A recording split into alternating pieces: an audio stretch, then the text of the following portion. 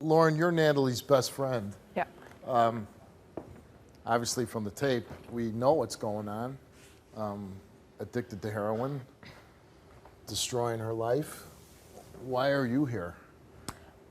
Basically, I've been friends with Natalie since high school. We started getting high on some like heavy and I got clean in August of '09, and ever since then, I've been trying to...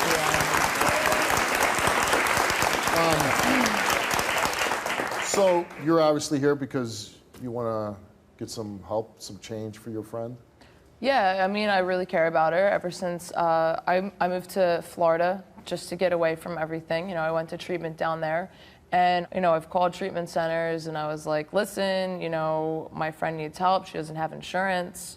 Can you help her? And they're like, yeah, send her down. And it's like, it's time to book the plane ticket. And she doesn't want to leave because of this guy. You know what I mean? Because of her boyfriend. Right, exactly. How do you feel about him? Not too good. I feel like he, you know, took her hostage. He's 30 years old, she's 20. He saw a golden opportunity just to, you know, find a cute little junkie girl and, you know, have someone to spend his time with. And he's just feeding her drugs at this point. So you think he's a big problem of her addiction? Exactly. All right, well, her boyfriend's here. Let's bring him out. Brian.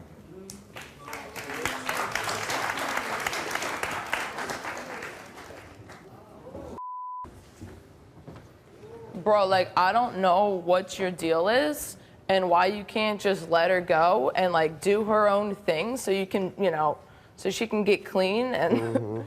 I'm not holding her hostage. Really? Yeah, really. Really? Okay, Yeah, really. so when you go to work and she's sitting in your car all day... Okay, so so what? She can go for money? Okay, I'm not gonna have her do that. If you cut the drug supply off, maybe that would give her much more incentive to go get help, right? Because you start withdrawing. I take her to a doctor. Yeah, I know you do, but then the very next day you buy her drugs. For her. She doesn't and then take you the pay medication. for the drugs. You know, what do you want me to do? Force the medication? I want you to down? stop paying for the drugs. Okay. Okay. How long? And how long is that going to last? I don't know. You get her help. Then that's great. Again, if I get her help, then I have is she no my problem girlfriend? stopping. No.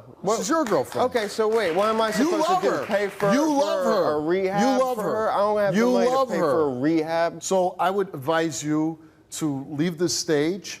You have insurance. You can go get help. You have a job. Okay. And you can let me know, and you can contact the show, and I'd love to update that you got help and that you got clean. I don't know how much faith I have in that, but I would hope that would be the case. Okay. Goodbye. All right.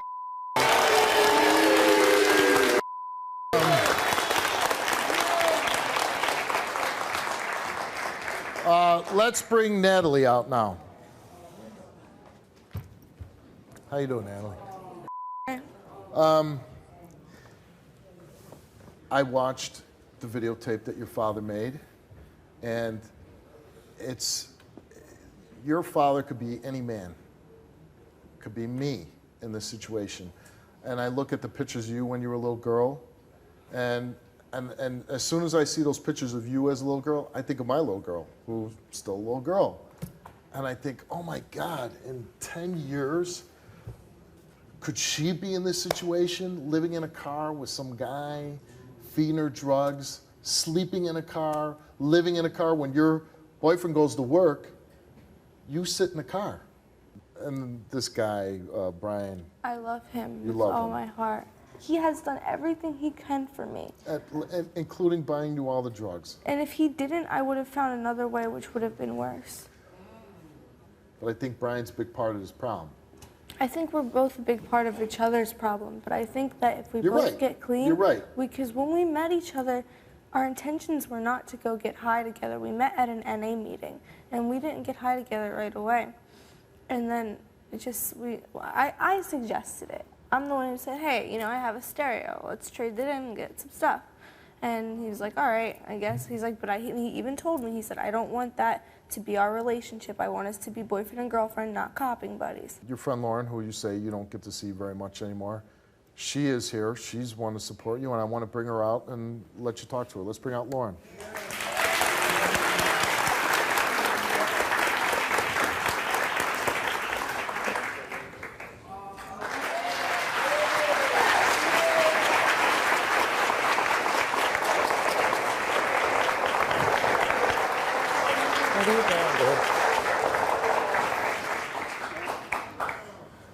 I don't know, like, what is going on with you right now, but, like, come on, man. Like, you have, like, the perfect opportunity right now. I'm gonna do it. I wanna do it.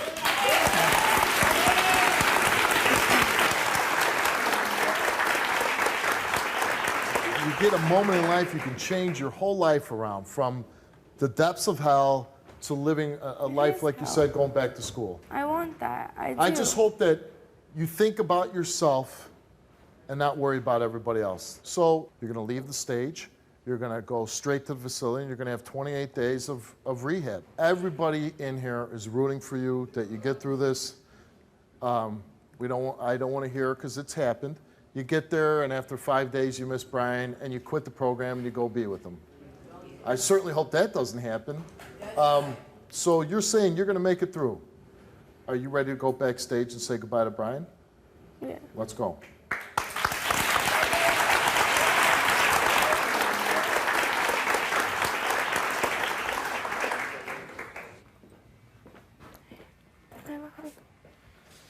Did you hear what I said? I love you. After taping that story, my hopes for Brian attending rehab were very low. However, I was shocked to hear that Brian, in fact, did go to rehab, and he's back today. Let's bring him out. Thanks for coming on. Let's see. What happened? That wasn't too long ago you were here. What happened after you left the show? Well, after I left the show, I did go and use that night. That was the last time I did anything, and the first thing the next morning, I called the rehab up, and within a few hours, I was into rehab, into a detox.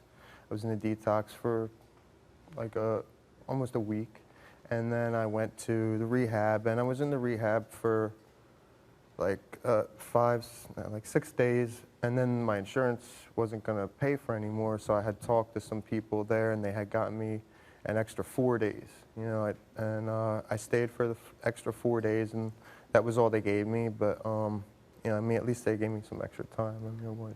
Hey, man, congratulations. That's a hard thing. Thanks.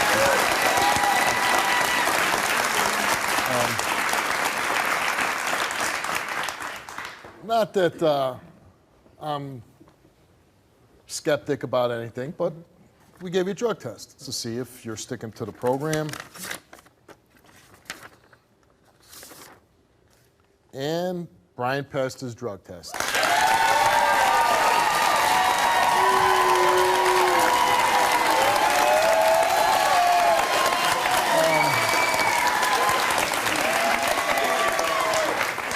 Now, after only 18 days in treatment, against the advice of her counselors, and just a week short of completing the program, Natalie left the rehab facility to return home and be with Brian.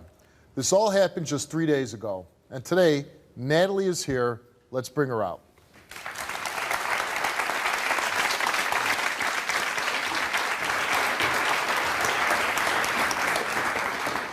How you doing, Natalie? Good.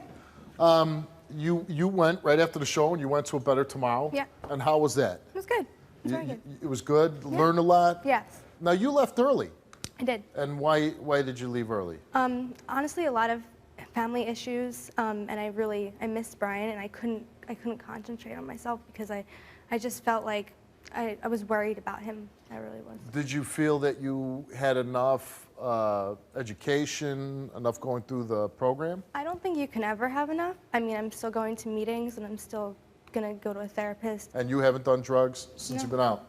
Okay. Now, you also came here and you took a drug test to I prove that you haven't done any drugs.